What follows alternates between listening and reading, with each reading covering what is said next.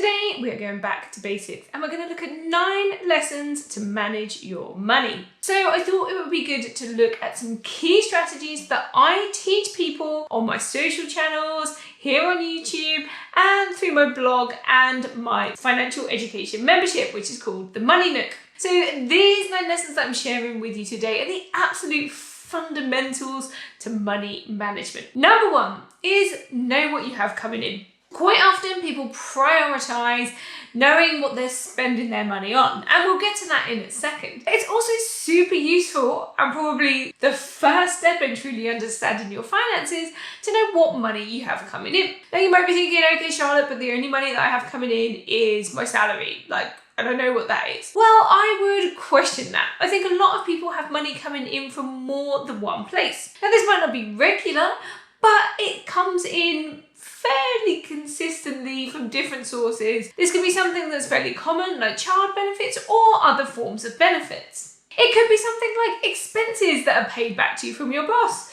You might not consider this as income because you're just getting a refund, but it helps to know when those things get paid back to you. Birthday money, Christmas money, money that you've had from your mates because you paid for, pizza night the other night. You need to know what money you're expecting to get and when you're expecting to get it. So my second lesson, keep a list of your regular outgoings. So these are things like your utilities, things like your mobile phone bill, it's things like your subscriptions, all of those things that you are paying for fairly consistently. Now, not all of these will be monthly. Some of them will be once per quarter, or maybe they will be annually. They all need to be taken into consideration though. Not only is it helpful to have a space where you keep a record of how much these are costing you, but it's also a good idea to make a note of when contracts might be ending or when you might expect the price to go up. Typically, prices for a lot of things will increase at around about April time, so it might be worth making a note to see if there's going to be an increase around that time. If you're on a contract, just make a note of when that contract expires. If it's something like your mobile phone bill, it could be that you're entitled to upgrade early, so make a note of that too. Make sure this list is kept up to date. You might be able to do this through an app, maybe even your banking app, or you can do it through a spreadsheet or even just a classic notebook and a pen or pencil. Number 3 is to track your spending. I quite like to categorize my spending. So, is it going on food or is it going on entertainment? Is it going on eating out, takeaways, whatever it is? Where is that money going? It also helps to look for patterns. So are you more inclined to spend money when you're sad or on a Friday evening when you've had a long week? What are your triggers for spending your money and where is your money going most? Looking for these patterns and kind of working through why you are spending this money can be really, really helpful for getting a grip on your money management. So the 4th lesson is you really need to have some sort of goal. What do you want to be using your money for? Now this could be something that's fairly short term, like I want to make sure that we have enough money for Christmas. Or it could be something that's longer term. Maybe you're aiming for something like early retirement. Or maybe you want to ensure that your kids can go to university without taking on loans. Whatever it is, it's good to have something because otherwise you're just fairly happy to just spend your money on any old thing.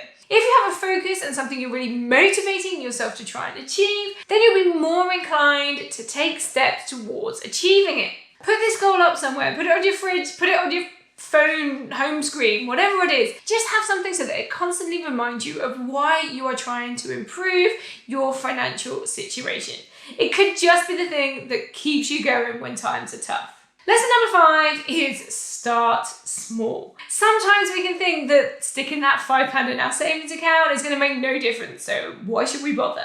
Well, actually, that's the biggest step you can take. Taking that very first step. It's about getting your money management where you want it to be. So whether it's £1, £2, 200 or £200,000, it all counts. It all counts. Now this could be paying off debt, it could be sticking it in savings, it could be sticking it in investment. It could be something that's not about moving money and actually it's just learning how your workplace pension works. Or it could be opening that savings account. All of these things matter. So it doesn't matter how small that first step is, it matters just to take that step. Don't be put off because you don't think you're able to do enough or you're not making big enough steps. Focus on those small steps, and then lots of them over time will amount to something big. Lesson number 6 is to keep things simple. You might be used to managing your money in this intricate way, oh, it's payday, I'm going to move this money here, and then that goes into this bank account, and then I move that over there, and then this goes in an envelope, but this goes under the mattress or whatever it is. This may work for you and you might know exactly what is going on, but if you're sitting there thinking, I want to improve my financial situation, then I would really recommend keeping things simple. Setting up some good bank accounts, making sure that the money comes into the right place and it goes to the right places is what is key. It doesn't need to be complicated. If you're finding that your money management is complicated now, try and look for some ways to simplify this. I have some great videos on how you can have 3 bank account systems or 4 bank account systems that can really be set up to make things simple and easy for you. And this leads me nicely into lesson number 7,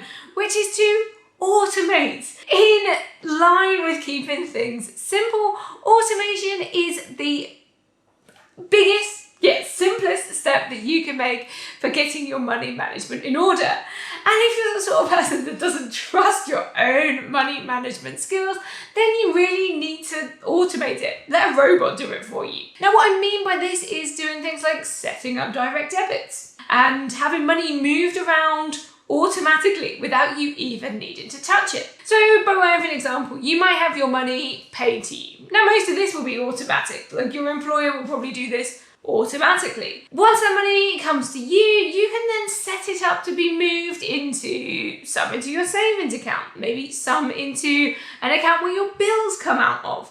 Maybe some of it goes into your investments or into a pension. If you set up these automated money moving systems, you won't have to do any of the work. You will just get some money that's you've decided left over at the end of the month that's yours then to spend as you want. Everything else is dealt with. It keeps things super simple and you know that you are working towards that goal that you set earlier on. Lesson number 8, talk about money. So I mentioned this in quite a lot of my videos, but talking about money really helps. Quite often we hide away from talking about our finances, but actually maybe there are other lessons you could learn from talking to other people, or maybe they could learn something from you. It's also good to get people to celebrate your successes. If you've saved up some money and you've never had savings before, tell people, let them give you a clap. And also, if it's not going so well, share this with somebody. Even if you're not happy to share this with family or friends, reach out to a helpline, talk to somebody about it, get some support to get you on the right track. I talk about money all the time and it is not a taboo subject for me. It really helps me keep everything on track and heading in the right direction. And finally, lesson number 9 is to stay in your lane. It's quite easy to get caught up in other people's successes and wins and feel like you're not doing enough because they're just sharing their highlight reel. Whatever you're doing is good. Let me know in the comments what your top tip is for managing your money. Thank you for watching and I'll see you in the next one. Bye.